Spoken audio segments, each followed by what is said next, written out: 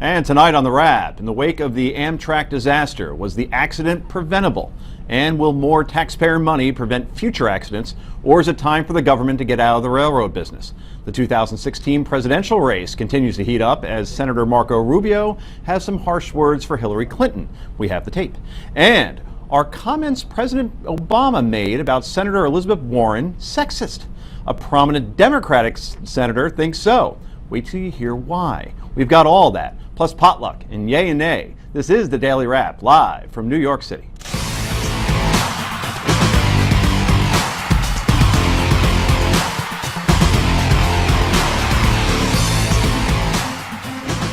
And welcome to the show, everybody. I'm Joe Concha, joined by Sirius XM radio host, columnist for Forbes.com, my co-host, Rick Unger. That would be me. That's yes? him. Yeah. And to his right, she is here almost every night, Philly attorney and America's pundit, Heather Hansen.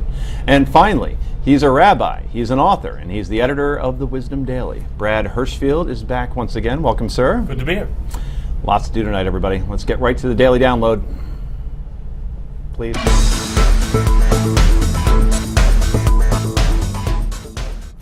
Well, it's been 2 days now since an Amtrak train headed to New York flew off the tracks, killing 8 and injuring hundreds. Philly Mayor Michael Nutter announced that all the passengers had been accounted for. All of the individuals that we believe that we were looking for or were trying to identify have all now been accounted for. Unfortunately, again, we must now report that we have confirmed 8 deceased from this horrible tragedy. Now, questions still remain over why the train was reportedly traveling over 100 miles per hour, twice the speed limit allowed in that section of railway. Engineer Brandon Bostian's attorney appeared on Good Morning America to discuss what his client remembers. I believe as a result of the concussion, he has absolutely no recollection whatsoever of the events. I'm told that his memory is likely to return as the concussion symptoms subside. Host George Stephanopoulos, who we'll be talking about a little bit later, asked Bostian what he remembers, if anything. He remembers coming into the curve. He remembers attempting to reduce speed. Thereafter, he was knocked out, thrown around just like all the other passengers in that train. So he remembers deploying the emergency brake? He does not remember deploying the emergency brake. We know that it was, in fact, deployed. The last thing he recalls is coming to, looking for his bag, getting his cell phone, turning it on, and calling 911. Now, the disaster has resulted in plenty of finger-pointing from Washington during an unrelated appropriations meeting on Amtrak funding that just happened to be scheduled one day after the crash. Congressman Steve Israel from New York suggested that a pullback on congressional funding of Amtrak is what led to the accident. They expect us to watch over their safety when they get on trains, when they're on planes, when they're in cars and highways.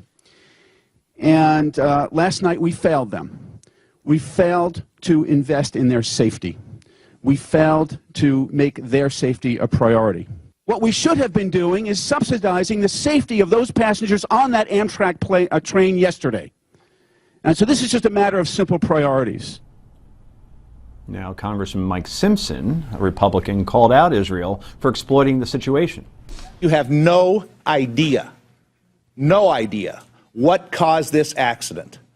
And to use that as a means of supporting the last amendment, support it if you want to. But don't use this tragedy in that way. It was beneath you. Now, Amtrak, which is government subsidized, costs the American taxpayer roughly $1.5 billion per year. But President Obama has asked for an increase of over $2 billion a year. Is more money the answer? Is it time for the government to get out of train travel? Is there a simpler solution to making train travel safer? Rick, let's start with you. You had a very compelling argument last night, hard to disagree with, as far as putting more money into infrastructure, but borrowing to invest and making sure that the money just isn't thrown at the problem. Is Amtrak, in this situation, the best steward? as far as that plan is concerned, considering they've lost money every year since 1971? Yeah, possibly not. And we have to acknowledge when you say Amtrak, we're talking about the United States government, because that is who runs Amtrak. And by the way, I have to say, I think Congressman Israel will be sorry he made those comments. Hasn't apologized yet. Yeah, well, it's probably a little too soon, but it was a mistake. We don't know what happened yet, and there are indications that it had nothing to do with investment in, this may turn out to be something actually far worse, and we'll see how that develops. But look, this is a very tricky problem because the train system is important for a number of reasons in this country, whether it be freight trains, whether it be passenger trains. We know that Amtrak has found a way to be profitable in the Northeastern Corridor, which is, as it happens, the section where all this troubles just happened because of the accident. New York, Boston, Philadelphia, New York, Washington, right. It's not profitable in the other parts of the country where it operates. So it's not unreasonable to ask the question, if the government can't operate this profitably, or at least at break even, should those other parts of the system be operating? There's obviously not enough business there to justify it. Right. It's a fair question. Yeah, I agree. I think this particular incident has nothing to do with the infrastructure problems, and anyone who says that it does is politicizing a tragedy, and it's ridiculous. Even President Obama today in his speech talked a little bit about infrastructure. They are separate issues. This looks like it was a conductor-engineer failure. And you should just throw in there, though, that had the full system they're deploying been in, it would have been a fail-safe to the conductor. If the conductor made an error, it would have been a fail-safe to that error. Right, the positive train control that they're talking about. And but that is something that's being implemented, and it's not there as a result of money. It's not there as a result of timing. It's just simply a matter of them putting things done in time. Well, there's no indication that it's a matter of not having the money. Well, no, here's what it is. What Amtrak says, because a lot of it is done, they said it's not done there because they claim because of regulations that they feel have made it too hard, right. And an additional $5 billion that's necessary that the government hasn't wanted to share in with them. Brad, one solution that I heard today was, why not take what we have in airplanes right now, which is a pilot and a co-pilot, and just enact that on trains? Head engineer, co-engineer. So in case one is doing 106 miles per hour, the other one says, that turn's coming up, and it wouldn't cost a lot of money, and it's a solution that could be put in place tomorrow. That's exactly right. I think it's a very good idea. It could be done. I think the reason it's not done is in part because the country likes having this infrastructure debate and likes imagining that if we threw more money at Amtrak, it would necessarily be safer. It's just not true. Positive train controls, the law of the land, it's going to be fully implemented by 2015, by the end of the year. We're on track, no pun intended, to do that. I think what happened here is, and blaming it on money and spending, is like giving a hungry person $100. They go out and they spend it all on beer and then complain they're hungry and say, you see, if we'd given them $200, they'd be full. Now, that's just not the case. Well, it's true. Medieval monks did call beer liquid bread.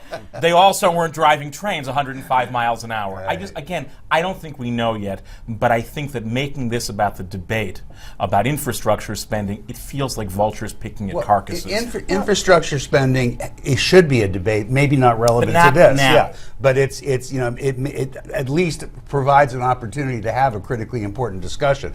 But Joe, that idea is so good that I'll probably write about it tomorrow and pretend it was mine. It makes a lot of sense what you're suggesting. It's a low-tech solution, but if you got somebody riding shotgun, maybe these things don't happen. The thing is, every time that you have an issue, you can't then address it just to address that issue. Like, we saw that plane crash. There was a co-pilot in there, and the co-pilot was locked out of the cockpit. This was not a suicide mission, though. No, if you want to crash something, it's not going to happen. But there's always going to be a situation where you can then plug up that problem. But here we know that Amtrak's major area of waste is in their labor. So then to add to that labor, I don't know that that's necessarily. It looks like they're good results. You probably agree that the 8 families would feel differently today. No doubt about it. But that is not going to be the answer to the global problem. You can't judge from there. I think one of the issues is we all want it to be safer and better. I think everyone wants that, and it's because there's so much pain in the face of 8 dead and hundreds hurt that we want quick answers. There aren't going to be quick answers. Disciplined answers take time,